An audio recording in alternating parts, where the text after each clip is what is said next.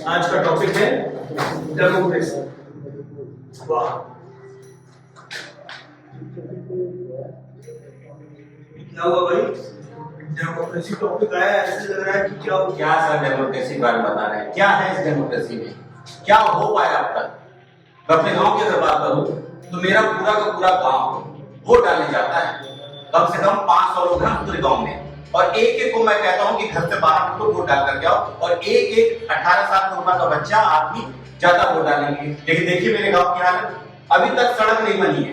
क्या करेंगे वोट डाल करके? क्यों जाए वोट डालने? किसके पास जाए? नेताओं को कितनी बार बोला कि हमारे गांव का सड़क बना दीजिए, लाइट लगवा दीजिए, कुछ नहीं हो पाया। क्या फायदा हुआ वोट डाल करके? किस बात की डेमोक्रेसी के बारे में आप बात कर रहे हो, बताइए। वो ये समस्या है जी। और कोई? जितना टाइम हम वोट देने जाएंगे उतने टाइम में मैं जाकर अपनी मीटिंग्स कर सकता हूँ, अपने क्लाइंट से मिल सकता हूँ, अपने बिजनेस को आगे बढ़ा सकता हूँ। मुझे वेस्ट ऑफ टाइम लगता है वोट डालना, जाकर के वहाँ लाइन्स में खड़े होना, फॉर्म्स भरना, धूप में सर पकाना अपना। उससे अच्छा मैं अपने बिजनेस पे ध्यान दूंगा, मेरा बिजनेस आगे ग्रो करेगा। मुझे नहीं लगता वोट डालना सही चीज है। और सर एग्जाम भी आ रहे हैं, इतना सारा कोर्स है, आप इतना पढ़ा रहे, कुछ तो पढ़ना पड़ेगा ना सर, तो फेल हो जाएंगे एग्जाम में।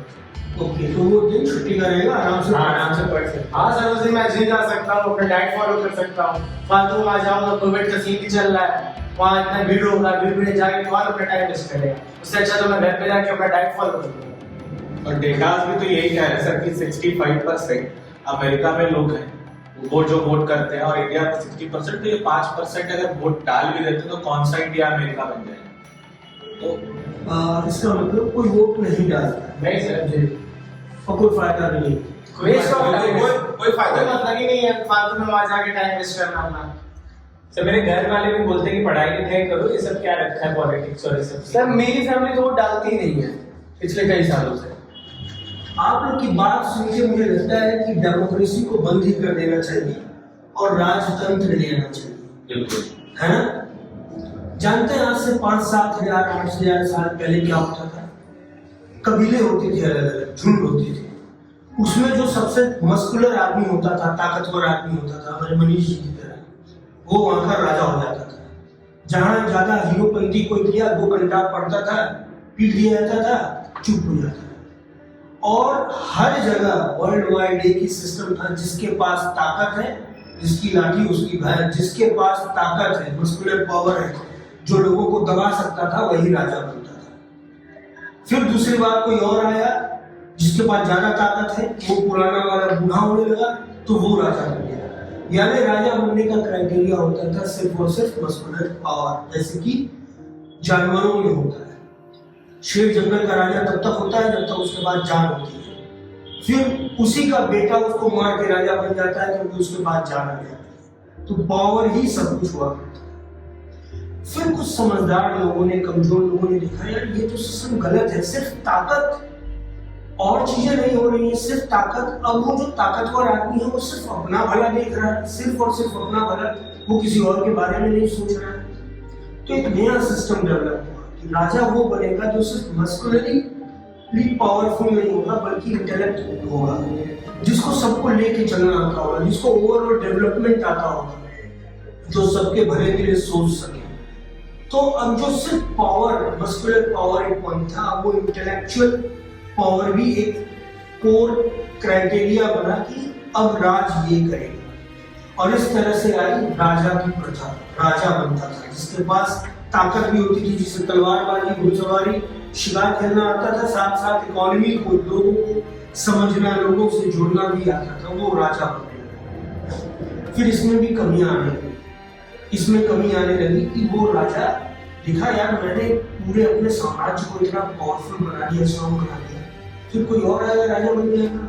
सेवा की मैंने 10 साल 15 साल, तो उसने एक सिस्टम बनाया कि अपने बच्चों को स्किलफुल बनाना शुरू किया और बाकी लोगों को कम पढ़ाया लिखाया, स्किलफुल बनाया, ताकि अब ये जो आगे मेरी लेगेसी है वो मेरे ही बच्चों को मिले। और धीरे धीरे ये सिस्टम हुआ, राजा, उसका बेटा राजा, फिर उसका बेटा राजा, ये सिस्टम चालू हो गया। फिर कुछ इंटेलेक्चुअल लोगों को समझ में आया, यार ये बाकी लोग जो पावरफुल है, जो ताकतवर है, उनको मौका ही नहीं मिलेगा, जैसे महाभारत में कर्ण को मौका नहीं मिल रहा था और लोगों को मौका नहीं मिल रहा था। काबिल थे पांडव, काबिल थे अर्जुन, युधिष्ठिर, कर्ण, लेकिन राज करना था दुर्योधन को, क्योंकि यही सिस्टम था, राजा का बेटा ही राजा बनेगा, डिजर्विंग नहीं बनेगा। इस सिस्टम का एकमात्र कार्ड था लोकतंत्र, डेमोक्रेसी, कि जिसमें काबिलियत हो। लेट से गोरखपुर है, लेट से हम मथुरा में है या बॉम्बे में है, कहीं है, भारत के किसी भी कोने में, अमेरिका में, जापान में, देश के किसी कोने में, जो उस कॉन्स्टिट्यूंसी का सबसे काबिल आदमी होगा वो अपना नामांकन भरे। जिसके पास दिमाग है, जिसके पास प्लानिंग है, जिसके पास लोगों से कनेक्ट करने की या विजन है, जो देश को या उस समाज को या उस क्षेत्र को आगे ले जा सकता है, वो नॉमिनी बने, इलेक्शन के लिए खड़ा। जनता जिसको समझेगी अब कि ये सही है यार बंदा, ये आगे ले जा सकता है, उसको वो वोट डालती है। और इस तरह से राजा का बेटा सिर्फ राजा नहीं बनता है, जो काबिल होता है वो राजा बनता है। तो डेमोक्रेसी इसलिए इम्पोर्टेंट है बस। लेकिन आप लोग की बात में सुन के लग रहा है कि हमको वापस उसी दौर में जाना चाहिए जहां जो सबसे ताकतवर शेर होता है वो राजा बन जाता है और सबको दबा देता है। तो ऐसा ही करना चाहिए। नहीं सर, आप सही बोल रहे हैं, पर आप जो बोल रहे हैं अभी भी तो वही हो रहा है। अभी आपने एक पॉइंट रखा अमरीश, ये बड़ा अच्छा लगा, आपने फैक्ट्स की बात की कि 65% अमेरिका में लोग वोट डालते हैं और इंडिया में 60% करीब वोट डालते हैं। लेकिन अमेरिका 5% के फर्क से कहां पहुंचे। इंडिया में ऑटोमेटिकली लोग वोटर बन जाते हैं। एक बार आप वोटर बने, एक बार आपने वोटर आईडी कार्ड बनाया, ऑटोमेटिकली ये इलेक्शन डिपार्टमेंट का काम होता है लोगों को वोटर्स बनाना। एक बार आप वोटर बने, now you are eligible to vote every time, हर टाइम आप वोट कर सकते हैं। आपको पता है अमेरिका में हर बार जब भी आपको वोट डालना होगा तो जाके अलग से रजिस्ट्रेशन कराना होता है कि मुझे वोट डालना है, मेरा रजिस्ट्रेशन। तब भी 65% है और हमारे यहाँ सब बाय डिफॉल्ट वोटर बन जाते हैं। उन वोटर्स में से 60% है। आप समझिए, इसका मतलब जिन लोगों ने जाके रजिस्ट्रेशन कराया वहां जनसंख्या का 65% वोट डाल रहे हैं। यहाँ जिन लोगों ने रजिस्ट्रेशन जिनका है उसमें से 60% वोट डाल रहे हैं। बहुत बड़ा फर्क है और इसी वजह से आज यूएसए है। सर, पर एक जन के वोट देने से क्या फर्क पड़ जाएगा? मतलब बहुत अच्छा पॉइंट आपने कहा, मैं हमेशा सुनता भी रहा हूँ। एक वोट से क्या फर्क पड़ जाएगा? आप अपना जिम करें, आप अपनी बिजनेस मीटिंग करें, आप पढ़ ले, एक वोट से क्या फर्क पड़ेगा? एक वोट से सिर्फ एक बात का फर्क पड़ता है, कोई फर्क नहीं पड़ता। 5 वोट नहीं पड़ेंगे तो 100 में 1 है कि किसी की सीट बदल जाए, अच्छे का बुरा है, जब 5 वोट से हार गए बस, वो भी 100 में कोई एक चांस है, अधिकतर ज्ञान रहता है। लेकिन एक वोट से एक फर्क पड़ता है। आप जब वोट डालते हैं तो आप जुड़ जाते हैं भारतीय राजनीति से, राजतंत्र से, लोकतंत्र से। आपका ध्यान रहता है कि मैंने इसको वोट दिया था, यस जीत गया।